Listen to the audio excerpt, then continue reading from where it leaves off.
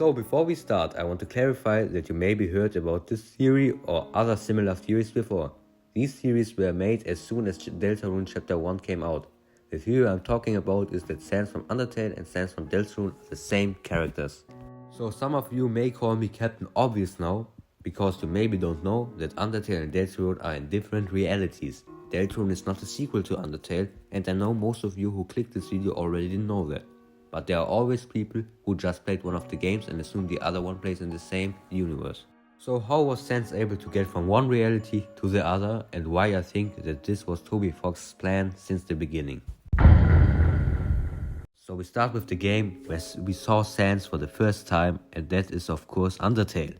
We see Sans mostly goofballing around or just talking about his brother. But if you do the genocide run, Sans will get in your way and try to stop you. This is the first time we see Sans being in a full serious mode. While we fight him, he tells the player that he gave up going back a long time ago. People speculate because of this that Sans talks about the surface, but right after this dialogue he tells us, and getting back to the surface doesn't really appeal anymore.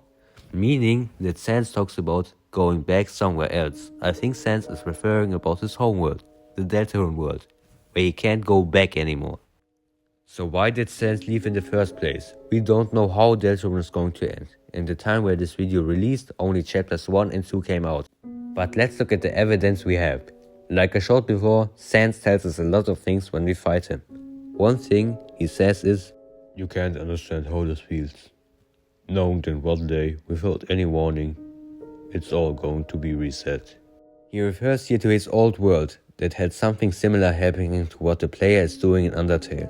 Is there any evidence that this might happen in Deltarune? Yes, there is. In Deltarune Chapter 2, we find out about the Roaring. Relze explains us that the Roaring is the world-ending event caused by the Roaring Titans after too many dark fountains are opened. The Roaring is dangerous for both darkness and lightness. This is the event that can make someone flee their own reality and travel to a new one, but Sans tells us that one day everything resets. We know we as the player and determination exist in Deltarune like it does in Undertale. We know that because in the beginning of Chapter 1, we as the player have direct contact with a mysterious voice. And like in Undertale, we can make save files and become unkillable. So it's not unthinkable to theorize that the Roaring could be a big reset, because remember, after destruction there will be always creation, and after creation there will be always destruction. What I mean is that I think the Roaring will happen no matter what, and it will repeat again. The Roaring resets the universe no matter what we do to stop it, because in this world our choices don't matter. We can't choose who we are in this world. This is what Sans escaped from.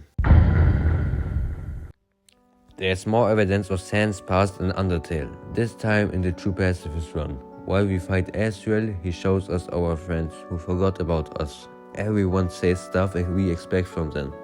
Undertale says that we are the enemy, like she did before we were her friend. Papyrus wants to capture us like he wants before we were his friend. And Tori talks to us like we did when we fought her back in the ruins. But Sans is talking about something else. Why even try? This could refer why even try to fight the Roaring, or to why even try to go back to his old world. The line "just give up, I did" is clearly referring to Sans giving up, going back to his own reality. In this line, Sans talks about people that he will never see again. I think these people could be Chris, Susie, Noelle, or even Relze. He never met Relze in Chapter 1 and 2, but Sans met Susie and Chris already. And because Sans has the only shop in town, Noelle probably bought some things in the store. But we have more information on that here. After Sans judges us in the hallway near the end of Undertale, we can unlock a secret key for Sans' room, after he realizes that we can manipulate time. There isn't anything interesting in his room besides another key that we can find here. This key opens the door to Sans' garage, where we found a lot of interesting stuff about his past. One of the things we can find is a badge, but with the knowledge we now have, we didn't see any badge in Deltarune Chapter 1 and 2. The most interesting thing we can find here is a photo album with a lot of people we don't recognize. We also know that Sans was happy with them. Another thing we can find in the same drawer is a poorly drawn picture of 3 people.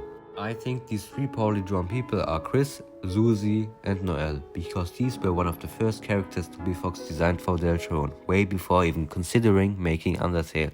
The third person could theoretically also be Ralsei, but till now we never saw Sans in the Dark World in Deltarune, and Ralsei's design was repurposed in Undertale as Asriel, while the other designs went unused.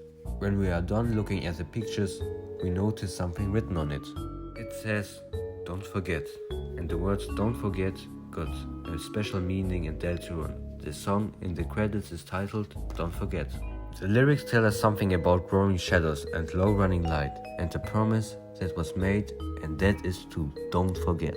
The light and shadow part is possibly referring to the roaring, which is a growing shadow where the light runs low. The promise could be made by the characters in the end of the story. Their promise was to not forget. And like we know from Sans, he holds on his promises. So he holds his promise to never forget. The machine we can find in Sans' room is probably the machine which he used to travel through realities. He didn't go back because the machine broke down and he couldn't repair it. He gave up going back. The last piece of evidence I found is probably known by many of you, but not in the context with Sans. What I mean is the text by the rare person. "Beware of the man who came from another world."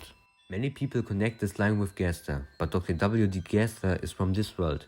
He was the royal scientist of this world after all. Not only that, but there's another piece of dialogue from the river person that suits Gaster well more than this one. I'm talking about this famous line, "Beware of the man who speaks in hands." This one seems more suitable for Gaster than the other one. I think it's very clear that Sans is the man who came from the other world, and Sans definitely is someone we should be beware of. So what I think happened is that while the roaring happened in the Deltarune reality, Sans realized that everything is going to repeat itself. So he built a machine which he used to escape. Did he take his brother Papyrus with him? No, I don't think so. Papyrus and Undertale doesn't seem to be from this world, so what I think Sans did was option A, the brother Sans wants to show us in Deltarune isn't Papyrus. Option B, Papyrus dies while the events in Deltarune play out. Option C, Sans left Papyrus regrettably behind and found or built a new Papyrus in the Undertale world. All of these 3 options are very weird and don't have much evidence to support, so we just have to wait and see for more chapters to come out. But let's continue with what I was telling you. I think it played out like this. Sans escaped with the machine and just took some personal objects with him. He landed in the Undertale world, presumably free from the resets, but locked away from the sun.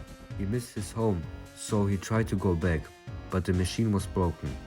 We know that Sans and Elfies know each other, but it seems to be something no one else knows.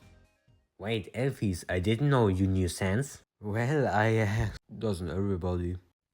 We see this in the true pacifist ending. I think Sans asked Elvis for help after he came to the Undertale world, because she is a scientist, but I don't think she was the only one helping Sans. I think that also.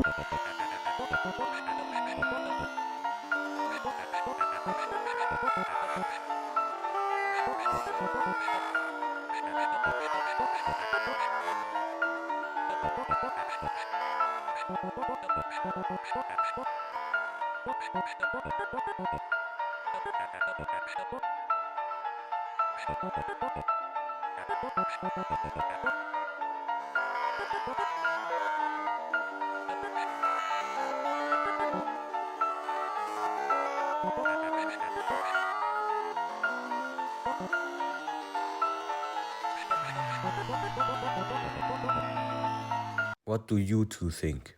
Sans asked Gaster and Elvis for help, while Gaster was still the royal scientist. That's why the blueprint in Sans' garage say this.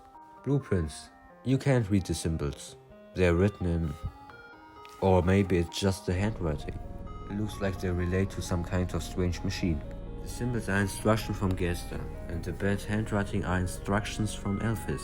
After Gaster fell in his creation and presumably disappeared, Sans gave up going back home and accepted his fate. What exactly happened to Gaster? I don't know. This isn't a Gaster theory. I know the last part is very vague, and some other stuff also. But like I showed you, there is much evidence to support that Undertale Sans and Deltarune Sans are the same character. One last thing I wanted to add is Sans was completely made by Toby Fox.